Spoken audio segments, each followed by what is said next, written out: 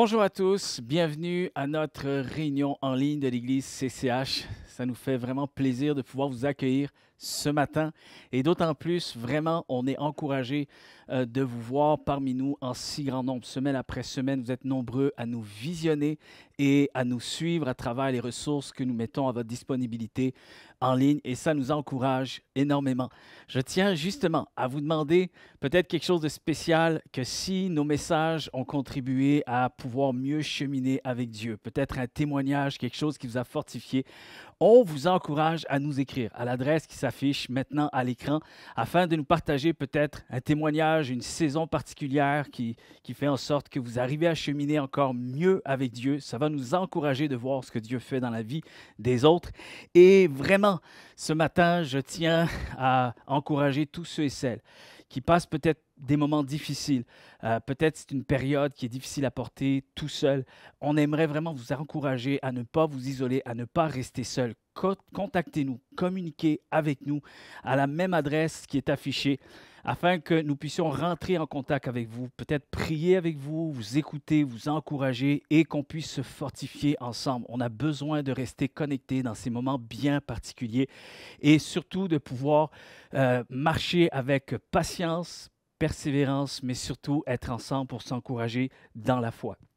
Donc, vous avez pu constater également que les directives gouvernementales restent toujours les mêmes concernant les églises. Les rassemblements religieux ne sont pas possibles présentement. Donc, on veut juste vous annoncer que pour le mois de janvier, nous allons rester uniquement à travers nos réunions en ligne. Alors, en espérant qu'on va pouvoir se retrouver ensemble à partir du mois de février. Et en attendant, chers amis, j'aimerais que nous puissions continuer à demeurer l'Église de Jésus-Christ. Vous savez, je crois que l'Église, ce n'est pas seulement un endroit, ce n'est pas seulement un temps spécifique dans une semaine. L'Église, c'est chaque personne qui croit en Jésus-Christ et qui marche pour lui.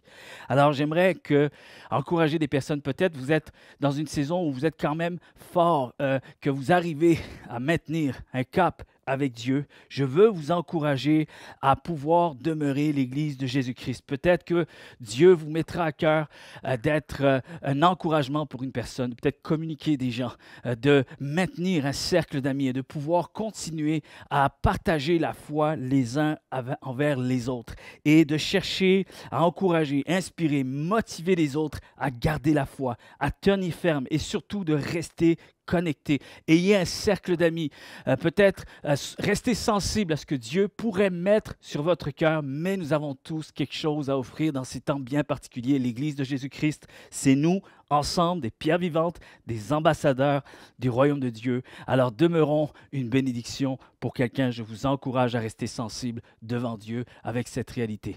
On tient aussi à vous dire de rester à l'affût parce que nous faisons cette série Un seul souhait et ensuite nous allons aller dans une autre série et entre les deux, nous allons chevaucher avec un projet particulier pour le début du mois de février et on a très hâte de vous partager plus de détails par la suite. Alors restez connectés avec nous afin que nous puissions vivre un défi ensemble devant Dieu. Et ce matin, nous allons accueillir notre cher ami pasteur Kendi Alcide qui va apporter le troisième message de la série Un seul souhait qui aura pour titre « Tout est important, mais ». Et son message va amener cette notion de la présence de Dieu qui prédomine sur toutes les autres choses. Alors, je suis convaincu qu'on va être béni, qu'on puisse disposer nos cœurs et s'attendre à ce que Dieu fasse une œuvre extraordinaire dans chacune de nos vies. On vous dit à très bientôt et soyez bénis. Bonjour à tous, j'espère que vous allez bien. C'est vraiment pour moi un privilège de pouvoir prêcher aujourd'hui, de pouvoir vous amener qu'est-ce que Dieu m'a mis sur le cœur. Et en ce début d'année, nous sommes encore dans cette thématique qui s'intitule un seul souhait. Une thématique que nous trouvons dans le psaume 27, verset 4. Et nous vous invitons avant que je continue, si vous avez manqué les 2 premières prédications de cette nouvelle thématique, prenez le temps, allez sur YouTube, toutes nos prédications sont là. Et même si vous avez le temps, des fois on aime ça faire du Netflix en rafale, pourquoi pas faire du CCH en rafale? Je vous invite à écouter nos prédications sur notre chaîne YouTube. Donc le psaume 27, verset 4, dans la version du Sommeur, dira « J'ai présenté à l'Éternel un souhait, mais qui me tient vraiment à cœur. Je voudrais habiter dans la maison de l'Éternel tous les jours de ma vie, afin d'admirer l'Éternel dans sa beauté. » Et je me suis mis à chercher dans le dictionnaire, c'est quoi un souhait? Et M. Larousse nous dit qu'un souhait, c'est une aspiration vers quelque chose que nous n'avons pas. Un désir, une envie que quelque chose arrive. Et je me suis mis aussi à chercher des synonymes du mot souhait. Le verset dit, j'ai présenté à l'Éternel un seul souhait. Mais on aurait pu juste changer le mot souhait pour, j'ai présenté à l'Éternel une ambition, une aspiration, une seule attente, une seule envie, une seule requête, un seul rêve, une seule revendication, un seul vœu, une seule volonté et un seul désir. Et si j'aurais une question à vous poser, si vous aurez eu un seul souhait à faire, quel serait votre souhait? Pour certains d'entre nous, peut-être ce souhait, ce serait tellement facile de dire « Oui, je l'ai en tête, je sais quel souhait que je voudrais faire. » Peut-être certains comme moi, je me dirais que ce serait une question vraiment difficile à répondre parce que tout semble être important. Mais quel serait votre souhait? Je suis allé chercher dans le dictionnaire biblique un peu, c'est quoi la définition de désir? Qu'est-ce que la définition du mot souhait? Et le dictionnaire biblique nous disait que le mot souhait ou désir était plus qu'un soupir, plus qu'une belle pensée, plus qu'une belle demande, plus que des paroles en l'air, plus que des moments où nous avons des bougies sur nos gâteaux et nous soufflons pour dire oui, j'ai un souhait. Non, le mot désir était plus que ça. Le mot souhait, c'était presque synonyme de conviction. Même poussé à l'extrême, on pourrait dire une obsession. Une conviction, une obsession dont nous allons prendre toutes les actions possibles afin que ce souhait, afin que ce désir ne soit pas juste dans les pensées, juste des mots dans les airs, mais que ce souhait, que ce désir puisse se réaliser, devienne une réalité dans notre vie, parce que c'était important pour nous. Un désir et un souhait. Quelque chose que nous allons mettre la main à la pâte afin que cela arrive. Souvent, lorsque nous faisons des souhaits, on dit « Oui, j'aimerais la paix dans le monde, par exemple. » Mais on se croise les mains, puis on espère que ça arrive. Mais ce n'est pas ça dans le temps qu'il voulait dire. Si je voulais mettre la paix dans le monde, par exemple, ils allaient mettre la main dans la pâte. Ils allaient être un acteur principal afin que ce vœu, que ce souhait puisse se réaliser. Ou moins de pollution. Ça veut dire que je vais mettre la main à la pâte afin qu'il y ait moins de pollution, être l'une des premières personnes à recycler le plus. Le psaume 27, verset 4 que nous avons lu tantôt, pourrait sembler être seulement une belle prière du roi David, un beau souhait. Mais non, c'est une prière que David exprimait à Dieu, une conviction, un vœu et un désir. En anglais, on dirait un statement, une déclaration d'être de la présence de Dieu. La version Louis II, on prend la version Louis II, on dirait « Je demande au Seigneur une seule chose que je recherche ardemment. » Et on pourrait remplacer le mot ardemment.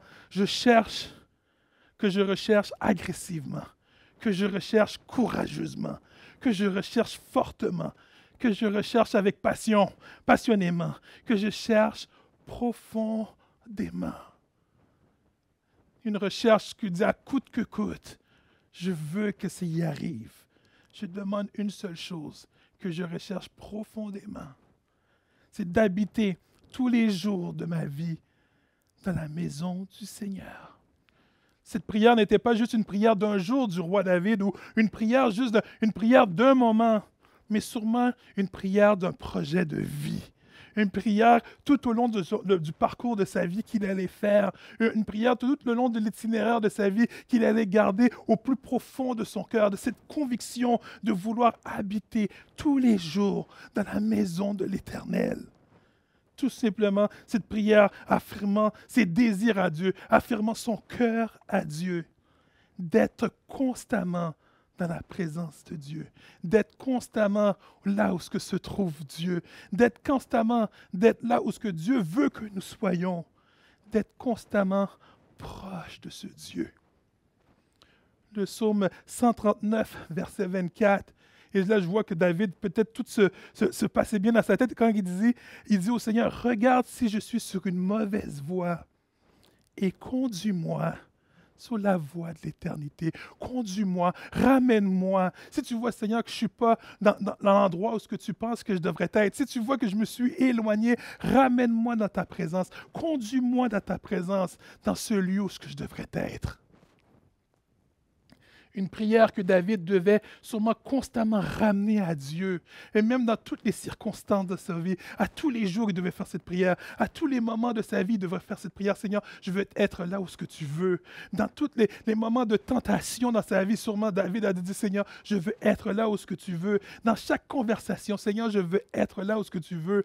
Dans chaque pensée, dans chaque action, dans tout ce qu'il voulait entreprendre. Sûrement David dit, Seigneur, je veux être là où ce que tu es, dans ta présence. Seigneur, j'ai un désir, un seul, c'est d'être dans ta présence, d'être où tu es. À tous les jours de nos vies, nous sommes confrontés à prendre des décisions, à faire des choix. Mais souvent, même en connaissant ce qui est bon pour nous, même en connaissant la vérité, cela nous arrive à prendre des mauvais choix, à prendre la mauvaise décision. Et même moi, j'ai un aveu à vous faire, je suis le premier. Souvent, je sais ce que je devrais faire, je le sais que c'est pas ça que je ne devrais pas faire, mais malheureusement, je prends toujours cette autre alternative qui n'est pas celle de Dieu. Ou souvent, quand le Saint-Esprit, je pourrais dire, Dieu me parle, et je dis, non, non, tais-toi, parce que je veux en faire à ma tête, je veux faire autre chose. Et si cela vous arrive d'être comme moi, d'en faire à votre tête, juste vous dire que vous n'êtes pas des extraterrestres, on est tous des humains. Nous sommes des êtres humains, nous sommes des êtres faibles, des êtres limités, des êtres ayant besoin d'un sauveur, ayant besoin de notre Créateur, ayant besoin de quelqu'un de plus fort que nous, ayant besoin de notre Dieu. Je ne crois pas que David ait écrit le psaume 127, verset 4, juste pour se vanter qu'il était un roi spirituel, ou qu'il était le meilleur de rois, ou juste pour se péter les bretelles pour dire aux gens, regardez qu'est-ce que j'écris, regardez c'est quoi mes pensées. Parce que même moi, si on m'aurait posé la question, qui me dit, qu'est-ce que tu veux comme vœu, j'aurais dit, je ne sais pas, j'aurais pas pu répondre comme David. Mais je crois que le passage est avant tout une prière que David plutôt adresse à Dieu. Ou ce qui manquerait, je pourrais qu'il manquerait des lignes peut-être de ce verset où ce que David dirait, oui Seigneur, je te demande une seule chose, mais une seule chose qui me tient à cœur. Mais je sais que je ne serai pas capable d'y arriver. Mais je le sais que je ne serai pas capable de le réaliser par moi-même. Mais Seigneur, dans ta grâce, Seigneur, mais Seigneur, dans ta bonté, dans ton amour, pourrais-tu m'aider? Pourrais-tu m'accorder de cette grâce de te choisir au-delà de toute chose et d'être à ta présence? De te choisir et de me rappeler qu'il n'y a rien d'incomparable à toi et que tu es la meilleure solution dans toutes les choses. Une prière que David adresse à Dieu pour de l'aide. Mais je pense aussi une prière que David doit aussi se souvenir, une conviction afin que tout son corps, afin que ses pensées, afin que ses actions puissent se rappeler de la décision, de cette conviction qu'il a prise dans sa vie de vouloir être dans la présence de Dieu. Une prière qui l'appelle à mourir à soi-même pour dire, tu sais quoi, mes idées, je les mets de côté, mais je veux m'attacher à toi, Seigneur. Je veux m'attacher à tes idées, Seigneur. Je veux m'attacher aux choses qui viennent d'en haut, Seigneur. Seigneur, constamment, je veux te choisir. Constamment, c'est toi, c'est toi. Comme dans une game je pourrais dire de volleyball, où ce qu'on choisit, c'est qui va être dans notre équipe, puis dire constamment, je veux Jésus, je veux encore Jésus, je veux encore Jésus. Un David qui dit, Seigneur, je veux juste toi dans ma vie. Colossiens 3, versets 1 et 2, le verset qui dit « Mais vous êtes aussi ressuscités avec Christ. » Là, il parle à tous ceux et celles qui ont accepté Christ dans leur vie. « Recherchez donc les réalités d'en haut, là où se trouve Christ, qui siège à la droite de Dieu. Que toute votre pensée, tendez-les vers les réalités d'en haut, non vers celles qui appartiennent à la terre. » On vient de commencer une nouvelle année. Qui dit nouvelle année dit souvent résolution. Des moments où nous pouvons, je pourrais dire comme David, exprimer nos souhaits, exprimer nos vœux, même vers Dieu. Mais malheureusement, Qui d'entre nous prend encore des résolutions à tous les matins, à tous les années, je pourrais dire?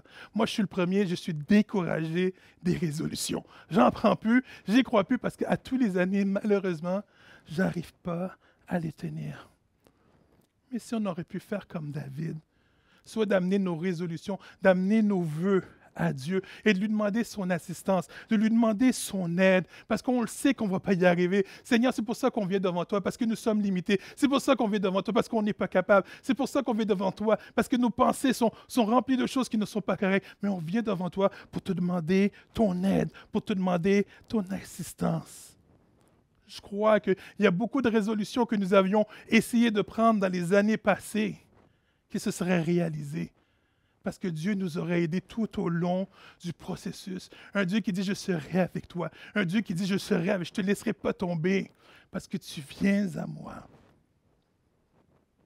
Mais sans conviction, est-ce qu'une prière peut se réaliser? Sans conviction, est-ce que nous sommes prêts à aller vers Dieu pour demander Dieu de l'aide? Sans la foi, je pourrais même dire, sans la foi, est-ce que nos prières peuvent se réaliser? Est-ce que des fois, on ne peut pas être étonné que peut-être que nos prières ne se réalisent pas parce que nous n'avons pas de conviction que Dieu est capable de nous aider, que nous n'avons pas la foi que Dieu est capable de faire des changements. Mais d'arriver avec Dieu avec cette conviction, Dieu, je sais que tu es capable. C'est pour ça que je viens devant toi. Le psaume 9, verset 10 dit « Ceux qui connaissent ton nom se confient en toi, car tu n'abandonnes pas ceux qui te cherchent, ô Éternel. Ceux qui connaissent ton nom se confient en toi, car tu n'abandonnes pas ceux qui te cherchent, ô Éternel. » Il y a quelques jours de ça, pendant que je regardais les nouvelles, on parlait des nouvelles de la France et le président de la France qui s'appelle Emmanuel Macron a dit quelque chose qui a choqué beaucoup de personnes, même au Québec, partout dans le monde, où il a dit qu'il allait emmerder les non-vaccinés. Et je parle de ça pas juste pour dire que oui, je suis contre le vaccin et tout. Non, non, du tout. Moi, je pense que c'est un choix personnel, mais c'est venu me chercher pour dire, wow, c'est vraiment une conviction qu'il a. Il veut vraiment emmerder les non-vaccinés. Il a dit qu'il n'allait pas les laisser tomber, qu'il n'allait pas les lâcher et qu'il allait se concentrer sur eux afin qu'ils puissent changer d'avis. Mais en faisant cette prêche, et cette idée-là est venue dans ma tête de qu'est-ce que le président de la France a dit, mais que nous puissions chacun de nous, avec nos souhaits, avec nos demandes, avec nos requêtes, avec nos défis, emmerder Dieu. Ne pas lâcher Dieu, importuner Dieu, de ne pas arrêter de se confier en lui, d'aller dans sa présence, d'aller dans sa face, dire Dieu, je suis là, Dieu, je ne te laisserai pas tomber, Seigneur. Écoute ce que j'ai à te dire, qu'on ne puisse pas lâcher Dieu, que nos regards puissent rester fixés sur Dieu, que notre bouche puisse juste proclamer Dieu, puisse parler à Dieu, que nos pensées puissent être juste sur lui, afin que sa grâce et sa puissance puissent tomber abondamment. Et pendant que nous sommes consacrés à juste emmerder Dieu, où est-ce que nous sommes dans la présence de Dieu. Et sans se rendre compte, Dieu est en train de nous changer. Dieu est en train de nous transformer. Dieu est en train de changer nos priorités. Tout ça parce que nous voulons juste rester dans la présence de Dieu. Et notre objectif, comme Macron, il y a un objectif pour les non-vaccinés, c'est ses affaires. Mais notre objectif, c'est d'être fixé sur Dieu, c'est d'emmerder Dieu. Et Dieu, je veux rester dans ta présence, coûte que coûte. Que ce soit notre conviction, que ce soit notre but à chacun de nous. Seigneur, je veux être dans ta présence. Parce que tu n'abandonnes pas ceux qui te recherchent.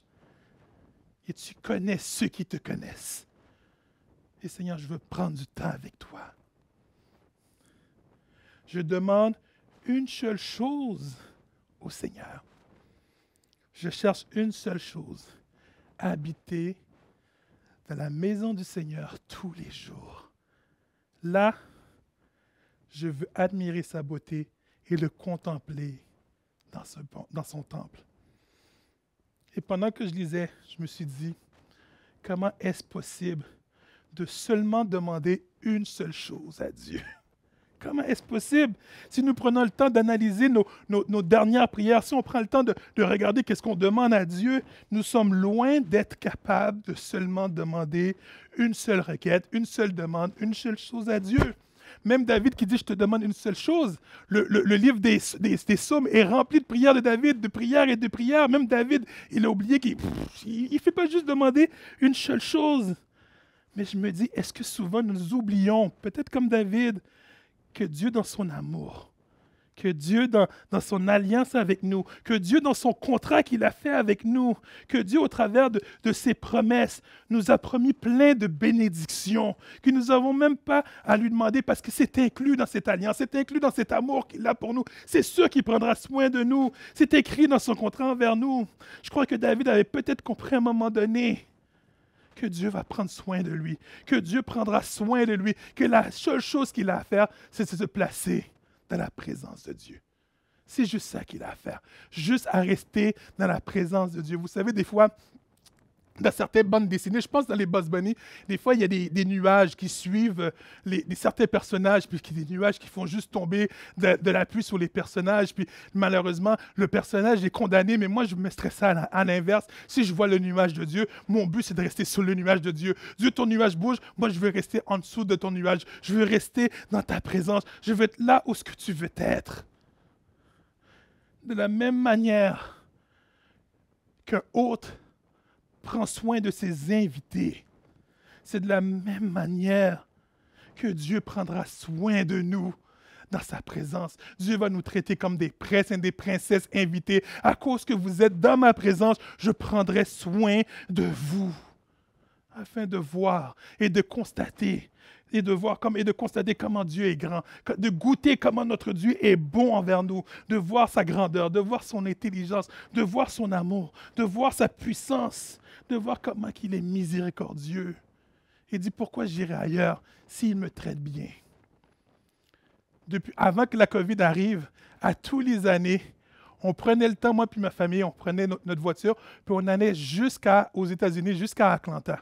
C'est une route qui prend à peu près 20 heures de route pour aller parce qu'on a la cousine de ma femme qui habite là. Fait qu'on faisait la route 10 heures jusqu'à Washington, puis de Washington jusqu'à Atlanta. Et on passait une dizaine de jours, des fois 2 semaines chez ma cousine. Et pourquoi je vous parle de ça? C'est que la cousine aux États-Unis, quand elle accueille. Tu te sens bien, tu ne veux plus partir. Elle fait tout pour toi. Elle te fait sentir que tu es bien chez elle. Et quand tu as besoin de manger quelque chose, elle dit, si tu veux quelque chose, je vais être là pour toi. Elle te fait sentir tellement bien qu'à tous les années, tu te dis, c'est quoi? C'est la place à être. Mais en plus de voir qu'elle est serviable, en plus de bien nous traiter, en plus de sentir qu'on sommes des invités loyaux pour elle, on sent l'amour envers nous. On sent qu'elle aime qu'on soit là. Imaginez notre Dieu qui attend juste que nous visitions, qui attend juste que nous venions où ce qu'il est présentement, afin qu'il puisse nous servir, afin qu'il puisse être avec nous, afin qu'on puisse profiter de tout ce qu'il a préparé pour nous, mais de sentir avant tout l'amour qu'il a pour nous.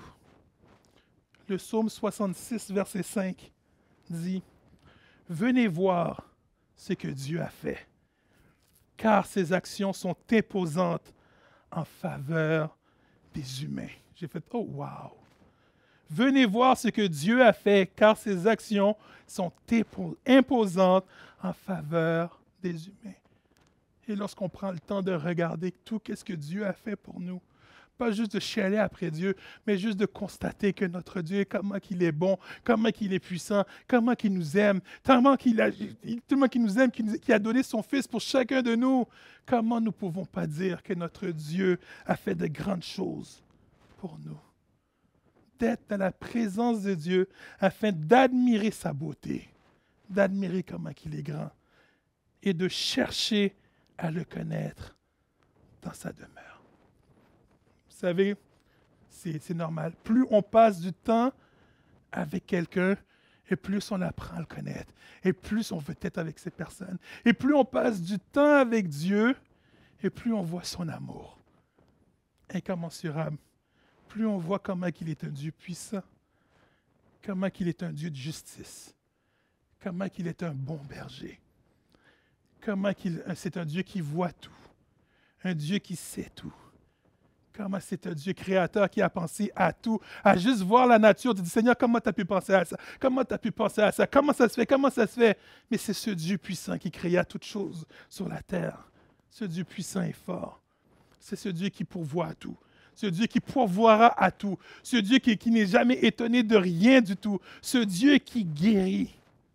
Ce Dieu de paix. pourquoi partir de la présence de Dieu? Pourquoi ne pas rester dans la présence de Dieu? Pourquoi ne pas rester dans la présence de celui qui est capable de faire au-delà de ce que nous pensons, au-delà de ce que nous imaginons, de ce Dieu qui dit, je sais ce qui va arriver, donc reste ici parce que je le sais, ça ne sert à rien de devancer les étapes, je sais ce qui va arriver. Ce Dieu que nous devons faire confiance, ce Dieu que dans sa présence résout absolument tout. Tu as besoin de paix, va dans la présence de Dieu. Tu te sens bousculé, va dans la présence de Dieu. Peut-être aujourd'hui, tu nous écoutes, puis tu es soit vacciné ou tu es peut-être pas vacciné, mais tu as besoin de paix, va dans la présence de Dieu. Ce n'est pas dans les nouvelles que tu vas trouver ça. Ce n'est pas dans les livres que tu vas trouver ça. C'est dans la présence de Dieu. Peut-être tu te demandes en ce début d'année comment ça va se passer, Seigneur, avec toutes les insécurités, avec le retour à l'école des enfants, etc. Va dans la présence de Dieu. Dans la présence de Dieu, c'est plus qu'un Costco. C'est plus qu'un magasin où ce que tu pourrais trouver tout, peu importe. Mais c'est plus que ça. Dans la présence de Dieu, c'est là qu'on peut trouver qu'est-ce que nous avons besoin pour notre vie. Que nous puissions chercher continuellement la présence de Dieu. Chercher continuellement la volonté de Dieu. Chercher continuellement à plaire au Seigneur. Le psaume 37, versets 23 et 25 nous dit: quand la vie de quelqu'un plaît au Seigneur, le Seigneur l'aide à marcher avec assurance. S'il perd l'équilibre, il ne tombe pas, car le Seigneur le tient par la main. J'ai été jeune et maintenant je suis vieux, mais je n'ai jamais vu quelqu'un qui obéit à Dieu rester sans secours. Je n'ai jamais vu ses enfants mendier leur nourriture. Wow! Dieu m'a permis que je puisse fêter quelques jours auparavant mes 44 ans. Et Dieu, gloire à Dieu, merci Seigneur pour ces 44 ans.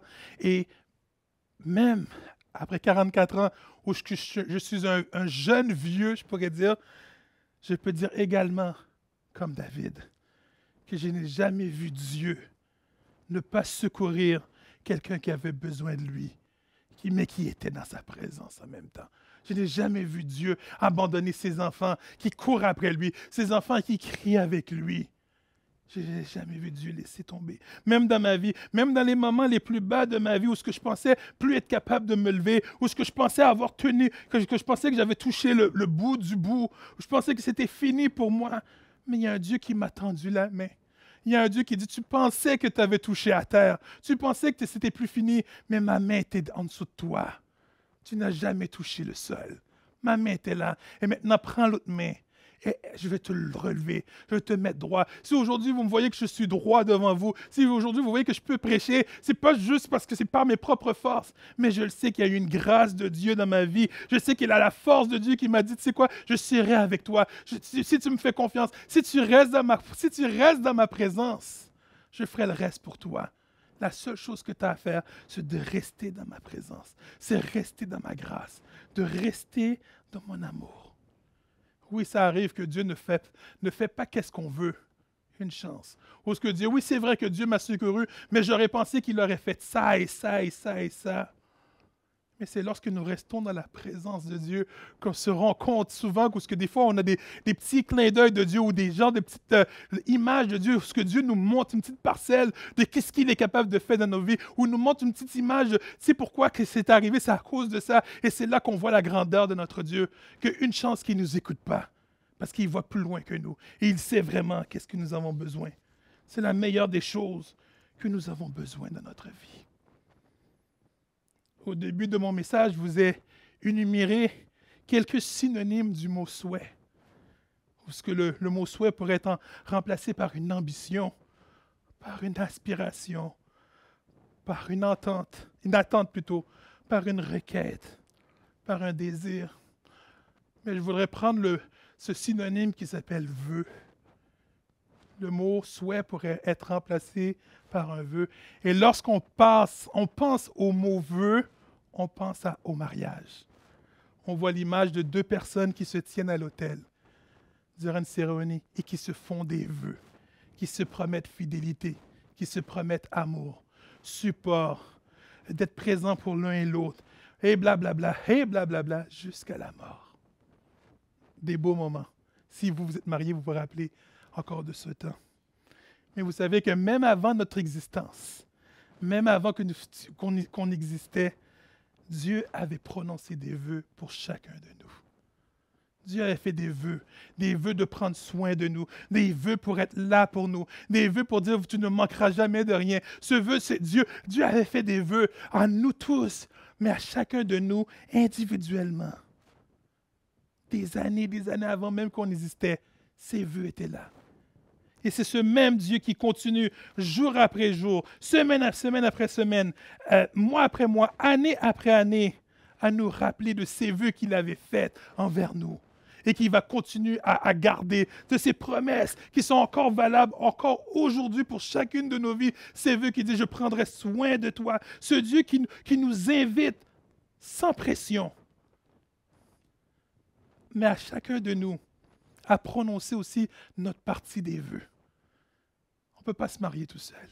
Il faut deux personnes. Ou est-ce qu'il y a un Dieu qui dit, moi j'ai fait mes vœux. Mais est-ce que toi, tu es prêt à faire tes vœux? Est-ce que tu es prêt peut-être à prononcer tes vœux une première fois ou peut-être à reprononcer tes vœux? Dieu ne nous demande pas de faire des milliers de vœux, mais Dieu nous demande de faire un vœu d'où tout le reste découlera. Soit le vœu de vouloir être dans sa présence. Ce vœu du Seigneur, moi aussi je ne veux pas te lâcher. Moi aussi je veux être dans ta présence. Moi aussi je veux être avec toi. Afin de t'admirer dans ta beauté et à te chercher. Et à chercher à te connaître tel que tu es. En ces débuts d'année, quels sont tes projets? Quels sont tes souhaits? Quels sont tes désirs qui te tiennent ardemment à cœur? Que tu es prêt à te battre pour lesquels, coûte que coûte. Quels sont ces projets? Quels sont tes désirs? Et dans cette liste de projets et de désirs, est-ce que l'un de tes projets, c'est de vouloir être plus proche de celui qui a tout fait pour chacun de nous? De celui qui a tout fait pour toi et qui continuera, peu importe, à être avec chacun de nous. Moi aussi, j'ai des projets pour l'année 2022. Malgré la COVID, j'ai des projets, même des projets pour les prochaines années. Des projets qui me semblent tous importants, mais le temps me manque et je dois choisir l'ordre de mes priorités pour les projets, malheureusement, afin que si je veux les voir se réaliser. Mais souvent, j'ai peut-être peur que des projets ne se réalisent pas. Je dis, Seigneur, qu'est-ce que je fais? Et c'est ce Dieu, dans Matthieu 6, versets 31 et 34, qui nous dit, « Ne vous inquiétez donc pas et ne dites pas, que mangerons-nous ou que boirons-nous ou avec quoi nous habillerons-nous? Toutes ces choses, les païens s'en préoccupent sans cesse. Mais votre Père qui est aux cieux, c'est ce que vous avez besoin. Faites donc le royaume de Dieu et de ce qui est juste à ses yeux, votre préoccupation première. Et toutes ces choses vous seront données en plus. Ne vous inquiétez pas du lendemain. Le lendemain se souciera de lui-même. À chaque jour suffit sa peine. » En ces débuts d'année, c'est plate, mais quelle est ta résolution? Oui, peut-être, Candy, j'en ai fait, mais aujourd'hui, ça peut être différent. Quelle est ta résolution? Quel est ton souhait? Quel est ton désir? Est-ce peut-être, ou peut-être tu l'avais oublié dans ta liste, et dis c'est vrai, d'être dans la présence de Dieu à tous les jours, coûte que coûte. Et cela dans tous les domaines de nos vies, dans tous les domaines. Quand je dis dans tous les domaines, même cette année, j'ai dit que je n'ai pas pris de résolution. Une des résolutions que j'ai prises, c'est pendant que j'étais au bureau, j'ai dit, cette année, Seigneur, je vais être ton serviteur, Seigneur. Parce que je travaille aussi en informatique. J'ai dit, Seigneur, fais que je puisse être un de tes représentants. Lorsque je manque de patience envers les autres usagers qui m'appellent, puis selon moi, qui posent des questions des fois un petit peu ridicules, disant, Seigneur, donne-moi de l'amour pour ces gens-là. Donne-moi, que je puisse être une lumière dans ce travail pour toi, Seigneur. Et pour cela, ça veut dire que je dois me battre, je dois avoir la conviction que, Seigneur, dans toutes les interventions que je fais, je veux être de ton côté. Je veux avoir les bonnes paroles pour eux. Je veux être ton image sur terre, Seigneur. Cette image d'amour, cette image de compassion et non cette image d'impatience que des fois je peux avoir. Je dis, Seigneur, je le sais que je ne suis pas capable, mais je dis, Seigneur, renouvelle mes forces. Sois avec moi afin que ta gloire puisse jaillir où ce que je travaille.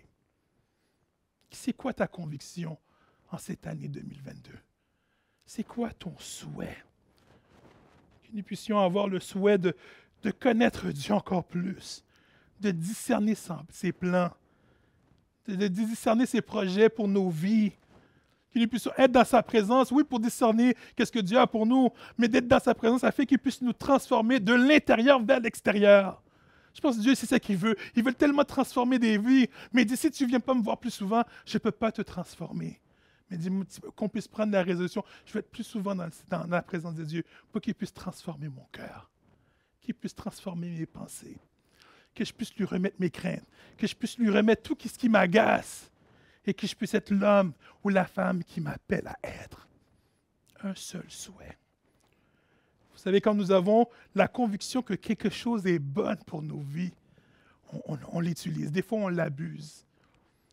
Et si je te disais, si je nous disais, et si je nous rappelais que notre Dieu est bon, que notre Dieu est la meilleure chose que nous avons besoin, que nous avons juste à demander à Dieu, Dieu, révèle-toi à moi. Et Dieu, écoute, il va se révéler à nous. Mais nous devons être disposés et être prêts à entendre ce qu'il a à nous dire, à être dans sa présence, coûte que coûte. C'est quoi ton choix en ce début d'année? Quel est ton souhait? Que Dieu même puisse faire grandir cette conviction en nous. Là, je vous parle de cette conviction, et puis tu dis, Kenzie, je suis loin d'être là. Mais Dieu est capable de faire grandir cette conviction qu'il est qu'est-ce qu'il est ce que nous avons besoin. Et peut-être la première prière qu'on a à faire avant, c'est de Seigneur, convainc-moi, tu es ce que j'ai besoin. Et Dieu va le faire. Mais pour cela, il faut être prêt à écouter Dieu, prêt à ouvrir nos yeux spirituels, à ouvrir nos oreilles spirituelles et à déclarer et à voir, c'est vrai, ça vient de toi. Ou ce que des fois, on peut dire, c'est de la chance, c'est juste... Non, des fois, il n'y a pas de chance, mais il y a une main de Dieu qui est sur nous et qui fait des grandes choses pour chacune de nos vies. Quelle est ta décision dans cette belle thématique? Un seul souhait. Parce que dans les ordres de priorité de tes projets, tu sais quoi, je vais changer mon ordre de priorité et mettre mon Dieu avant toute chose. Et lui, il prendra soin des autres choses. Il prendra soin de moi. Et que toute chose que Dieu fera, c'est for my good, on dirait en anglais, pour mon bien. Prions Dieu. Seigneur, je te remets nos vies, Seigneur. Je te remets ce début d'année. Et malgré la COVID, peu importe, Seigneur Dieu, que nos yeux, que tout ce qui est en nous puisse être fixé sur toi, Seigneur. Seigneur, tu connais où ce que nous sommes rendus, je pourrais dire, dans nos distances avec toi, Seigneur. Et je te demanderais que tu puisses nous aider à vouloir nous rapprocher plus proche de toi. De prendre ce pas de foi en cette nouvelle année, de dire, Seigneur, je veux être plus proche de toi encore.